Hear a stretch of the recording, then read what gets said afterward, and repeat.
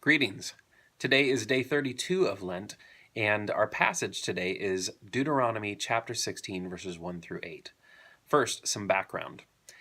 The early part of the Bible tells the story of the Israelites, who were in bondage and slavery in Egypt for a long time. Eventually, God chose Moses to lead the Israelites out of Egypt and into freedom through a series of signs and wonders and plagues that persuaded the Egyptians to let the Israelites go. The last of these plagues was called the Passover. In a single night, all the firstborn sons in Egypt died, except those who lived in houses whose doors were painted with the blood of a lamb. For these houses and families, the angel of death passed over them. After this event in Egypt, the Israelites fled in the night, taking only bread that was made without leaven, which was an ingredient that made bread rise. In this passage in Deuteronomy, it is 40 years after the exodus of the Israelites from Egypt.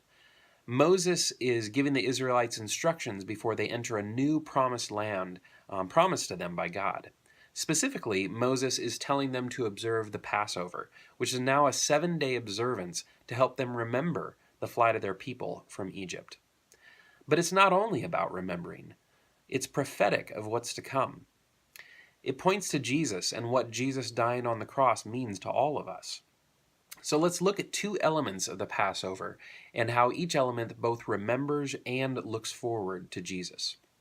First, verse 2 tells us that the Passover observance involved the sacrifice of an animal from flock or herd. This remembered the Passover in Egypt because the blood of a lamb was painted on the doors to save the residents from death. But it also pointed to Jesus. Jesus is often called the Passover Lamb by New Testament authors. Because of his blood shed on the cross, we are free from the power of death. Though our bodies may die, we have eternal life in Jesus. Second, verse 3 and 4 tells us the Passover observance involved fixing bread without leaven, or without yeast, basically. This remembered the Passover in Egypt because the Israelites had to flee quickly. They didn't have time to let their bread rise. But it also pointed to Jesus. Leaven was a symbol of sin because just a little bit of leaven could work through an entire batch of dough and make the entire loaf rise. Because of Jesus' sacrifice for us, we are free from sin.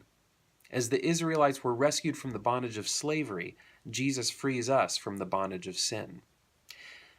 So these 2 points are mentioned by Paul in 1 Corinthians 5. He says, "Get rid of the old yeast so that you may be a new unleavened batch, as you really are. For Christ, our Passover lamb, has been sacrificed." Paul is telling the Corinthians to be holy, to walk in a way that shows others Jesus, because that is how they really are. It's a truth that he wants them to express in how they live their lives. Following Jesus means choosing to live in a way that points others to Jesus. It's not about earning our salvation, because Jesus has already bought our salvation through his blood on the cross. Just as God gave the Israelites freedom from slavery and bondage, Jesus gives us freedom from sin and from death. So let's live our lives in the freedom that God has given us so that others will know that our God, our Jesus, saves. Have a great day.